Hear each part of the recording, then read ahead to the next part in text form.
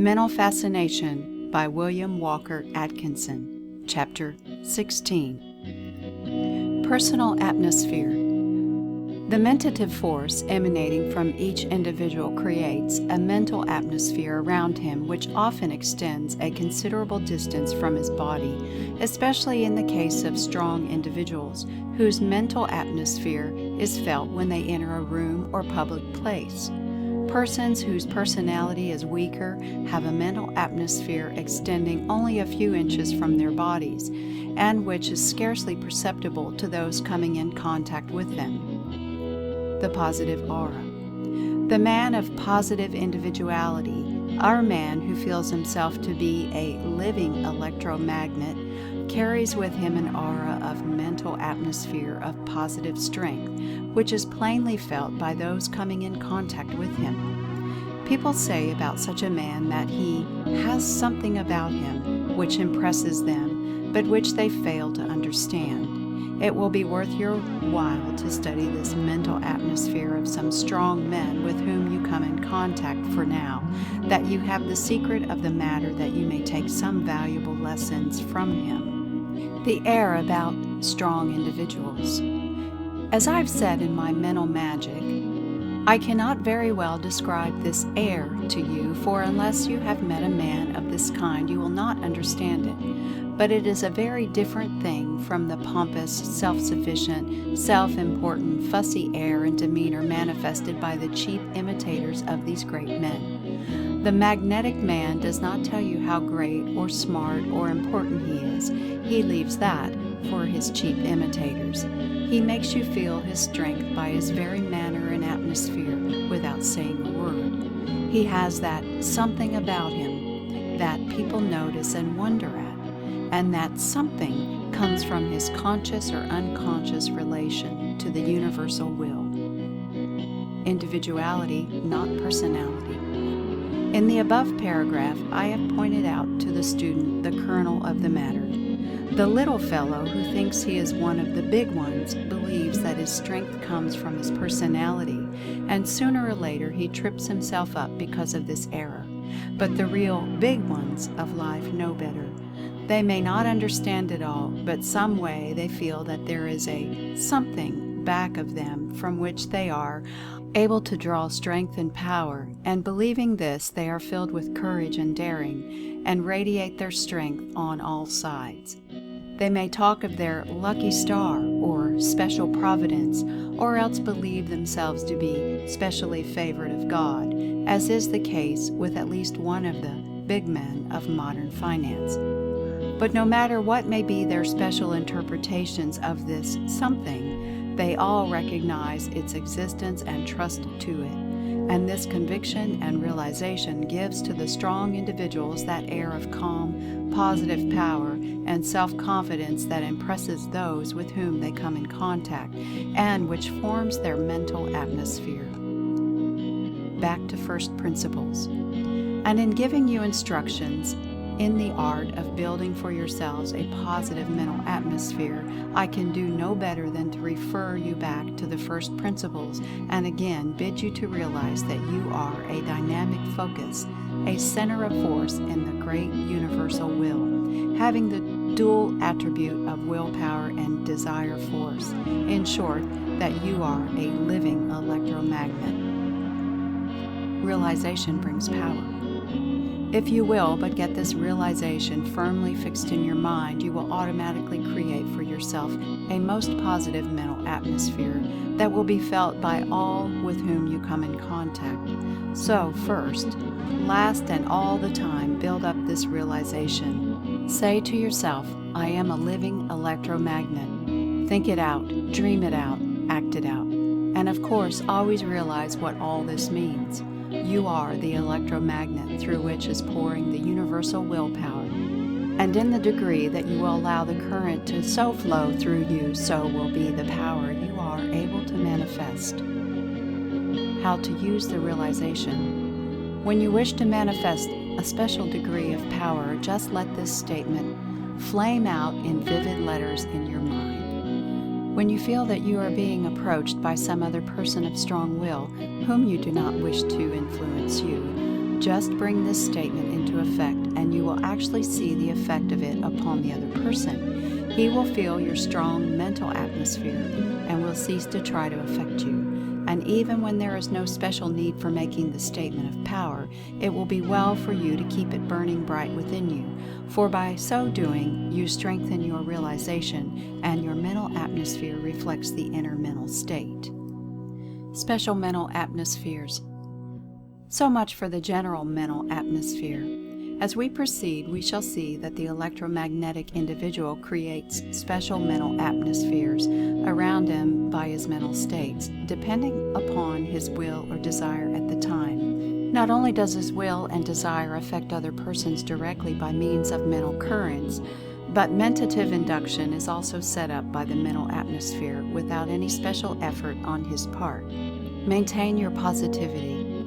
In this place, I wish to call your attention to the importance of always maintaining your positivity as a means of mental training. Do not allow yourself to become negative to others, even where there is nothing lost by doing so, for by this neglect you create a negative habit which will cause you trouble to overcome later. If a person comes into your presence whose personality seems likely to dominate or overpower yours, by all means interpose a mental resistance right then and there. It is not necessary for you to manifest the same in words, for that would make you ridiculous in many cases, nor is it necessary for you to give any special physical expression to your mental state. Simply look the person in the eye, carelessly and without any special effort, at the same time making the mental statement, I am a living electromagnet, and you will find that your positivity will rise until it is equal with his, and your feeling of negativity will disappear. In exceptional cases, you may add mentally, I am as positive as you. How to create positive auras. It will be well for you to practice the creation of special mental atmospheres in order to establish the habit and thus render it easier to avail yourself of the same on special occasions. Opportunities of all kinds will present themselves to you in everyday life. The gist of the matter is to surround yourself with a mental aura of such a nature that people will act toward you as you wish them to do. A few examples may help you to get a clearer idea of what I mean, so I herewith give you the same. An interesting example. I know a lady living in Chicago who was constantly complaining that people were always running over her on State Street, the crowded retail street of the great western metropolis. She said that they were always crowding her off the sidewalk and pushing, bumping, and jostling her in a most annoying manner.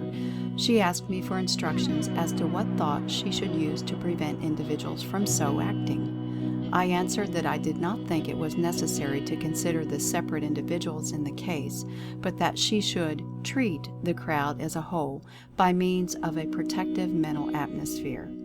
I then advised her to build up a mental atmosphere around this statement. People respect my rights. They will not unduly impose on me in the street.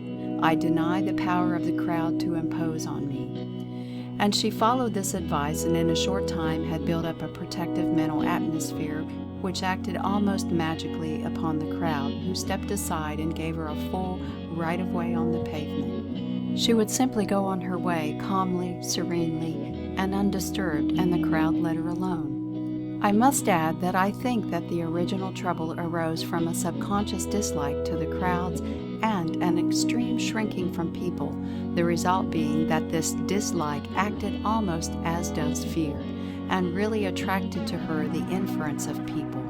The new mental atmosphere dispelled the old one and gave her an additional positivity beside.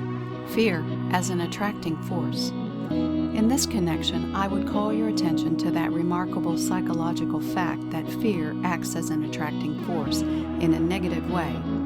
If you want a thing very much, you attract it to you, and if you fear it very much, you do likewise. This apparent contradiction has bothered many students of the subject, but it seems very plain to me. I think the explanation is that in both cases a vivid mental picture is held, and the attraction results along the line of visualization, which always tends to materialize the mental image. Do you see what I mean? Think over it a bit and you will see it plainly. The transformation of a human doormat. Another case from actual experience.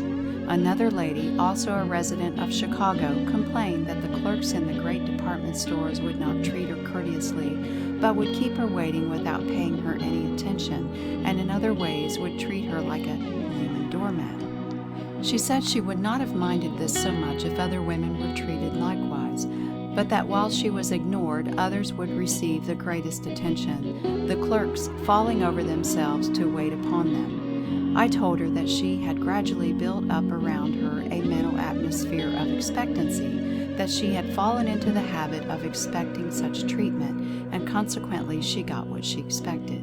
I think that in the beginning she had manifested a timid, humble, meek, worm of the dust state of mind when she entered the big stores, which somewhat overawed her, and then, after this drew upon her the neglect of the clerks, who seemed very ready to wipe their feet on human doormats, she grew to regularly expect the shabby treatment.